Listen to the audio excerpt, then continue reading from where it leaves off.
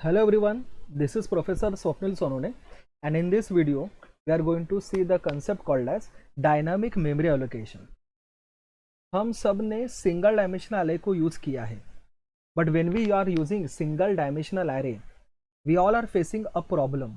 Now let's see what is that problem.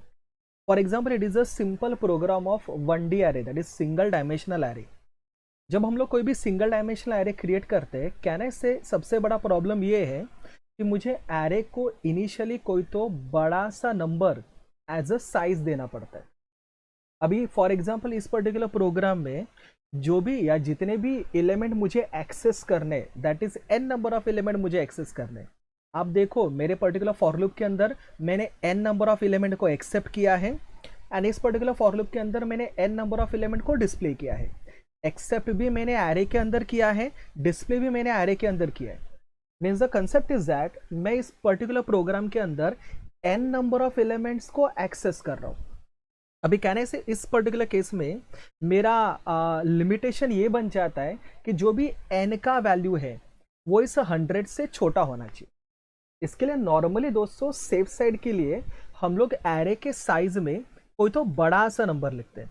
जैसे आपको पता रहेगा, हम लोग ने अभी तक जो भी एग्जाम्पल देखे थे, हर बार मैंने एरे को साइज दिया था 100, एंड हमने एंड में अज्यूम किया था कि जो भी मैं नंबर ऑफ एलिमेंट मतलब एन एक्सेप्ट करूंगा वो उस 100 से कम होना चाहिए। इट्स लाइक मेरे पूरे एरे का साइज रहेगा 100, लेकिन उसके अंदर के मैं सिर्फ एन नंबर ऑफ एलिमेंट को ही एक्सेस करता हूँ। कहने से इससे सबसे बड़ा प्रॉब्लम ये होता है, सिर्फ स्टार्टिंग के N number of element access हो जाते हैं तो जो बाकी सारे एलिमेंट्स है वो कहने से सारे वेस्ट हो जाते हैं। आई मीन टू से उतना सारा मेमोरी वेस्ट हो जाता है। फॉर एग्जाम्पल सपोज अगर यूजर ने एन का वैल्यू सपोज एंटर किया 5, तो कहने से 100 साइज के एरे में से सिर्फ पहले 5 एलिमेंट ही यूज होंगे, बाकी कहने से 95 ब्लॉक्स वेस्ट हो जाएंगे।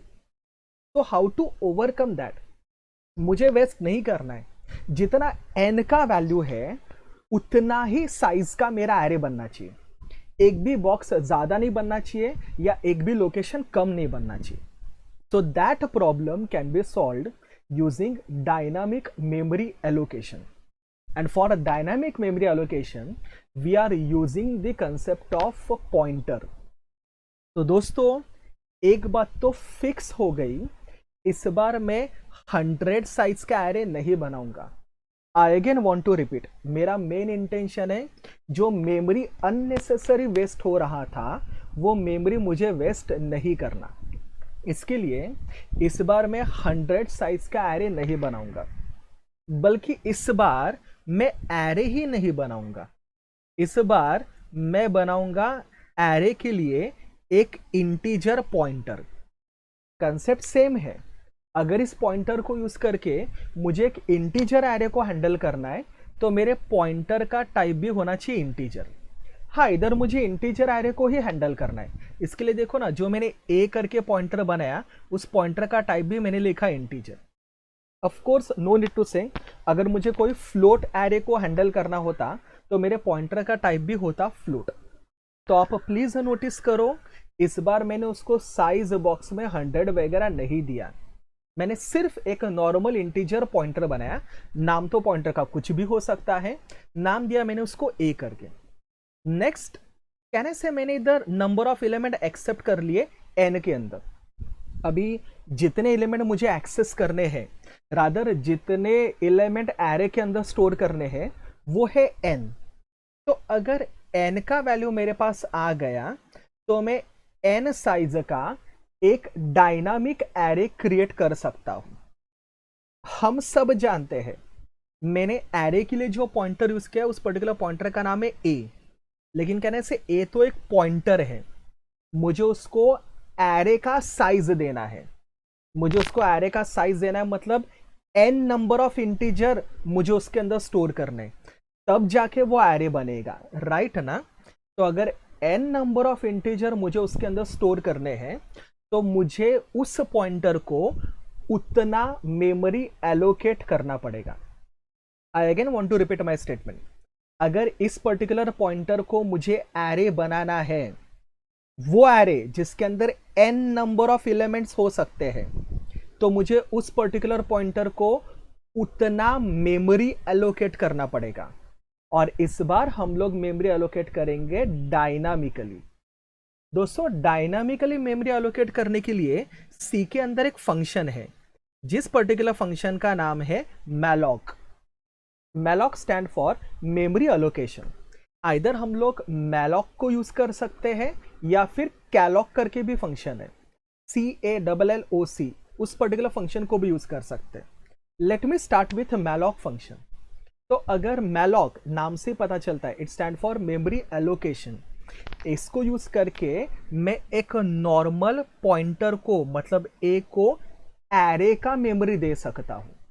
तो अगर इसको मुझे एरे का मेमोरी देना है, एरे का मेमोरी देना है मतलब मुझे उसको कितना मेमोरी देना है वो मुझे उधर ब्रैकेट में लिखना पड़ेगा। अभी कितना मेमोरी देना है, तो कहने से इसके अंदर मुझे n number of integers store करने हैं। अगर मुझे इसके अंदर n number of integer store करने हैं, तो इक्वेशन कुछ ऐसा बनता है, एक इंटीजर को स्टोर करने के लिए जितना मेमोरी लगता है इनटू n मुझे एलोकेट करना पड़ेगा। अभी एक इंटीजर को स्टोर करने के लिए कुछ कुछ कंपाइलर 2 बाइट्स लेते हैं, कुछ कुछ कंपाइलर 4 बाइट लेते हैं। तो अभी हम लोग उस झंझट में पड़ते ही नहीं है। Let's use one readymade operator. You please remember we have the operator जिसका नाम है साइज ऑफ ऑपरेटर। तो साइज ऑफ को मैं पास करता हूं इंटीजर, मतलब मुझे लिखना पड़ेगा साइज ऑफ इंट। ये जो अभी मैं हाईलाइट कर रहा हूं उस फ्रेज का मतलब है एक इंटीजर को स्टोर करने के लिए जितना मेमोरी लगता है। लेकिन आपको तो पता है मुझे एक इंटीजर का एरे नहीं बनाना है, कहने से मुझे n इंटीजर्स का एरे बनाना है। इसके लिए एक इंटीजर को स्टोर करने के लिए जितना मेमोरी लगता है आगे इनटू मुझे करना पड़ेगा n।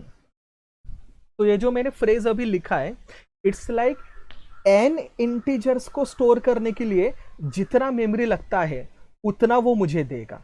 इसके लिए मुझे लिखना पड़ेगा मैलॉक ब्रैकेट में size of integer into n। तो साइज ऑफ इंटीजर एक इंटीजर का मेमोरी इनटू n मतलब n इंटीजर्स का मेमोरी, उतना मेमोरी एलोकेट करेगा। बाय डिफॉल्ट मैलॉक फंक्शन जो है वो हमेशा रिटर्न करता है एक वॉइड पॉइंटर, लेकिन अपने को तो वो मेमोरी ए के अंदर रखना है, राइट ना। And A is not my void pointer, यानी से A is my integer pointer. A integer pointer है, इसके लिए इधर मुझे ब्रैकेट में एक्सप्लिसिट टाइपकास्ट करना पड़ेगा। वी ऑल नो ना how to perform explicit typecast. अगर ये वॉइड पॉइंटर को मुझे इंटीजर पॉइंटर में कन्वर्ट करना है तो उसके लिए मुझे लिखना पड़ेगा इंट स्टार। तो ये मुझे n इंटीजर्स का मेमोरी देगा इन माय वेरिएबल a। और जब a को n इंटीजर्स का मेमोरी मिल जाएगा, कहने से automatically a will become the array, क्योंकि array is the collection of memory location, right ना। तो कहने से a को n इंटीजर्स का मेमोरी मिल गया, मतलब ऑटोमेटिकली a बन गया मेरा एरे। अभी इधर आपने नोटिस किया मैंने मैलॉक फंक्शन यूज किया है। जैसे मैंने थोड़ी देर पहले बोलते बोलते बोला था, इवन मैं कैलॉक फंक्शन भी यूज कर सकता हूं। फर्क कुछ नहीं है, बस मैलॉक के बदले मुझे लिखना पड़ेगा कैलॉक, और सिंटैक्स में फर्क है। इधर size of int into n करना पड़ता है मुझे, राइट ना। उधर इनटू के बदले मुझे कॉमा देना पड़ता है। तो जितने इंटीजर चाहिए उतना कॉमा देके मुझे नंबर स्पेसिफाई करना पड़ता है। अगर मुझे n इंटीजर्स का मेमोरी चाहिए तो कॉमा करके लिखना पड़ता है मुझे n। वन मोर डिफरेंस, अगर मैंने मैलॉक यूज किया तो ए करके जो मेरा एरे बनेगा, मतलब जो मेमोरी ब्लॉक्स बनेंगे उनका इनिशियलाइजेशन 0 नहीं होगा। लेकिन अगर मैंने कैलॉक फंक्शन यूज किया तो ए करके जो भी मेरे मेमोरी ब्लॉक्स बनेंगे उन सबके अंदर बाय डिफॉल्ट इनिशियलाइजेशन होगा 0 से। तो ऑटोमेटिकली मेरा एरे बनेगा और सारे एलिमेंट को वैल्यू मिलेगा 0। तो it's all depends on you, उनमें कोई हार्डली लॉजिकली डिफरेंस नहीं है। आप मैलॉक यूज करोगे तो भी चलेगा, इवन आप कैलॉक यूज करोगे तो भी चलेगा। बट कहने का मुद्दा ये है, अभी ए करके मेरा नॉर्मल वेरिएबल नहीं रहा, अभी ए करके मेरा एरे बन गया। बस अभी मुझे बाकी और प्रोग्राम के अंदर कुछ भी चेंज करने की जरूरत नहीं है। यू कैन नोटिस ये जो फॉर लूप है वो कहने से मेरे एरे को एक्सेप्ट कर रहा है, टोटल n टाइम्स वर्क करेगा, हर बार पूछेगा एंटर एलिमेंट, जो भी पहला एंड में एंटर करूंगा वो a ऑफ 0 में जाएगा, नेक्स्ट एलिमेंट a ऑफ 1 में जाएगा, नेक्स्ट एलिमेंट a ऑफ 2 में जाएगा, a ऑफ 3 में जाएगा, a ऑफ 4 में जाएगा एंड सो ऑन। सेम ये जो फॉर लूप है नीचे वाला फॉर लूप कहने से वो एरे को डिस्प्ले करने का काम कर रहा है। तो ये 0 से लेके n-1 तक जा रहा है, मतलब कहने से ये भी n टाइम्स चलेगा। तो पहले a ऑफ 0 को डिस्प्ले करेगा, a ऑफ 1 को डिस्प्ले करेगा, a ऑफ 2 को डिस्प्ले करेगा, a ऑफ 3 को डिस्प्ले करेगा, a ऑफ 4 को डिस्प्ले करेगा एंड सो ऑन। कहने का पॉइंट ये है मैंने मेरे प्रोग्राम के अंदर कुछ भी चेंज नहीं किया, बस बेसिक डिफरेंस ये था कि पहले वो जो मैं 100 या ब्रैकेट में कोई तो बड़ा सा कांस्टेंट नंबर लिखता था ना, जिससे मेरा अननेसेसरी मेमोरी वेस्ट होता था, वो मेमोरी मुझे सेव करना है। इसके लिए इधर मैंने यूज किया malloc function and this particular concept is called as dynamic memory allocation. इसको डायनामिक मेमोरी एलोकेशन इसके लिए बोलते हैं क्योंकि n का वैल्यू मिलने के बाद मैंने n मेमोरी उसको एलोकेट किया। अगर n का वैल्यू 10 है तो कहने से 10 मेमोरी ब्लॉक एलोकेट हो जाएंगे, अगर n का वैल्यू 5 है तो 5 मेमोरी ब्लॉक एलोकेट हो जाएंगे, अगर n का वैल्यू 20 है तो 20 मेमोरी ब्लॉक एलोकेट हो जाएंगे। तो मेमोरी ब्लॉक्स का एलोकेशन टोटली n के ऊपर डिपेंड करता है, जो डायनामिकली हम लोग चेंज कर सकते हैं। That's why it is called as dynamic memory allocation. Dynamic memory allocation का एक और बेनिफिट ये भी है कि अपना पूरा प्रोसेसिंग करने के बाद, मतलब अपना पूरा काम करने के बाद अगर आप चाहो तो आप एंड में मेमोरी डी एलोकेट भी कर सकते हो। मेमोरी को डी एलोकेट करना मतलब मेमोरी को रिलीज करना। जैसे मेमोरी को एलोकेट करने के लिए मैलॉक करके फंक्शन है, वैसे मेमोरी को डी एलोकेट करने के लिए सी के अंदर फ्री करके फंक्शन है। तो इधर मैंने मेरे एरे को एक्सेप्ट किया, इधर मैंने मेरे एरे को डिस्प्ले किया। सारे काम करने के बाद अगर मुझे एरे का मेमोरी फ्री करना है, मेमोरी ए करके पॉइंटर के अंदर है, राइट है ना, तो एंड में मुझे लिखना पड़ेगा फ्री और ब्रैकेट के अंदर बस ए। तो free is a function which is used for D allocating a memory. तो पूरे प्रोग्राम में मैंने आपको 3 फंक्शन सिखाए, मैलॉक, कैलॉक एंड फ्री। दोस्तों आपको तो पता ही है, सी ने मुझे जो भी फंक्शंस बना के दिए, सी ने सारे फंक्शन किसी ना किसी हेडर फाइल के अंदर रखे हैं। मैलॉक, कैलॉक, फ्री, ये सारे फंक्शन जिस हेडर फाइल के अंदर है उस पर्टिकुलर हेडर फाइल का नाम है आइदर alloc.h, ALLOC alloc.h, या फिर stdlib.h। alloc.h और stdlib.h आप दोनों में से किसी भी हेडर फाइल को इंक्लूड कर सकते हो for using malloc, calloc and free function. So this is the example of a dynamic memory allocation. I hope you understood the concept. I hope you understood the reason behind using of dynamic memory allocation. Let's see the execution of this particular code. Before that, let me save this particular code. Let's compile it.